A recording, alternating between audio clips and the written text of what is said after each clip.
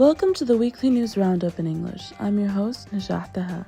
The newly appointed United Nations Resident Coordinator in Mauritania, Antonio Arnabar, reaffirmed the UN system commitment to continuing its technical and financial support to the country during a meeting in Nouakchott with Minister of Economic Affairs and Development Abdullahi Ould Sheikh Sidiya. The two sides reviewed mechanisms to align the strategic partnership framework for sustainable development with national priorities, particularly in inclusive growth, basic social services, and governance. The minister stressed his department's determination to remove obstacles to ensure the success of joint programs and praised the UN's role in supporting Mauritania's development efforts and advancing the Sustainable Development Goals. He also revealed the government is preparing a third action plan for implementing the Accelerated Growth and Shared Prosperity Strategy for 2026-2030, with discussions also addressing ways to mobilize funding for the plan and related structural programs.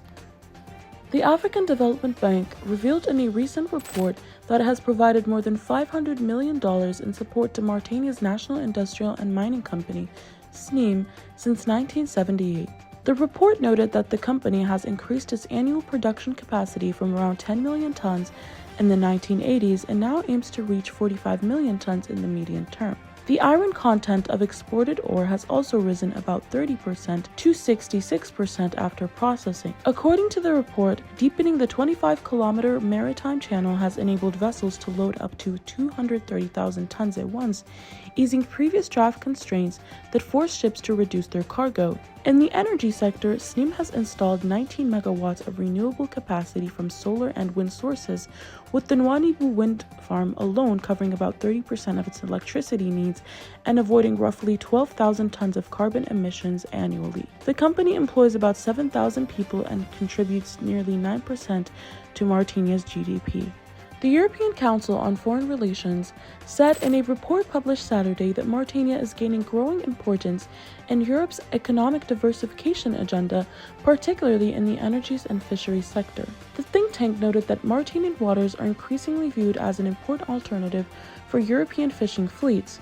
It also highlighted that offshore gas reserves could allow Mauritania to emerge as an alternative energy partner, helping Europe reduce reliance on traditional suppliers. The report added that the country's vast renewable energy potential, especially in green hydrogen, aligns with Europe's decarbonization objectives. In addition, iron ore reserves in northern Mauritania present an opportunity to diversify European steel supply chains, which are increasingly dominated by China. These combined factors place Mauritania in a strategically advantageous position within Europe's evolving search for diversified and sustainable resource partnerships. Mauritania's Ministry of Fisheries, Maritime and Port Infrastructure has issued an official circular addressed to fish brokers, collectors, distributors, and exporters, reminding them of the provisions of Decree No. 172 of April 2, 2009, which restricts the practice of fish brokerage to Mauritanian individuals and legal entities holding valid professional cards. The circular, signed by Fisheries Minister Mukhtar Ahmed Boussaif on March 3, 2026, calls on fishing companies not to deal with brokers who lack valid professional cards.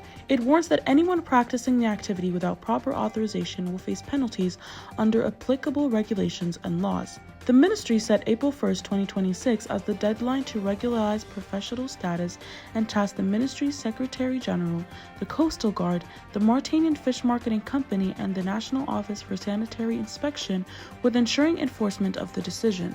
A meeting was held Thursday to approve the evaluation report of the second action plan of Mauritania's national strategy for accelerated growth and shared prosperity, covering the period 2020 to 2025. Secretary General of the Ministry of Economic Affairs and Development, Yaqub Al-Ahmed Aisha, said the evaluation represents a key milestone in implementing the strategy, serving as an objective tool to measure progress, identify strengths, and diagnose shortcomings in order to improve performance and enhance the effectiveness of public policies. He explained that the report was prepared by an independent consulting firm using a rigorous scientific methodology and broad participatory process involving government sectors, technical and financial partners, as well as representatives of the private sector and civil society. Despite a challenging global context marked by the COVID-19 pandemic, rising commodity prices and geopolitical tensions, the evaluation highlights tangible achievements in economic growth, infrastructure development, and the expansion of social protection programs.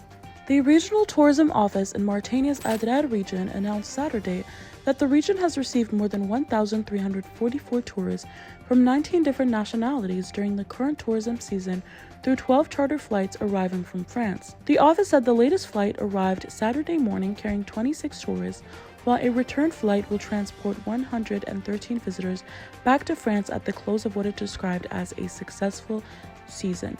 Airport exchange counters recorded currency transactions totaling 43,000 euros and $350 throughout the season. Officials noted that the tourism influx has significantly stimulated the local economies, benefiting accommodation services, restaurants, tour guiding, and traditional crafts. The occupancy rate on charter tourism flights exceeded 75%, reflecting a steady recovery of the region's desert tourism industry and renewed international interest in Mauritania's cultural and natural heritage.